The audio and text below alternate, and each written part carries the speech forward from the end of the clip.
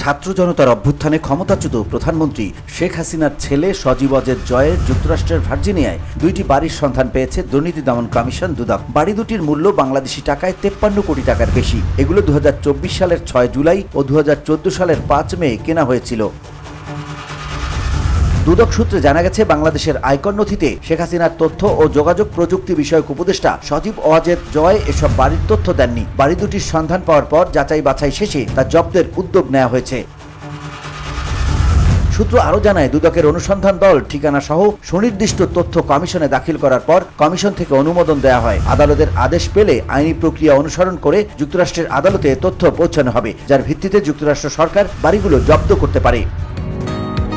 বসুন্ধরা, উত্তরা, বনশ্রী, কুড়িল ও বাড্ডা সহ রাজধানীর বিভিন্ন স্থানে অভিজাত ও অত্যাধুনিক মানের ফ্ল্যাট কেনার এক নির্ভরযোগ্য প্রতিষ্ঠান প্লেজেন্ট প্রপার্টিজ লিমিটেড। তাই আপনার স্বপ্নের আবাসনের জন্য আজই যোগাযোগ করুন।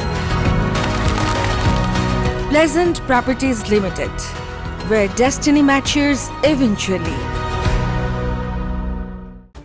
দুদক সূত্রে আরও জানা গেছে, জয়ের নামে যুক্তরাষ্ট্রে আরও 13টি বাড়ি ও একটি শপিং মলের মালিকানার অভিযোগ রয়েছে, যেগুলো তদন্ত চলছে। VOD Bangla news desk.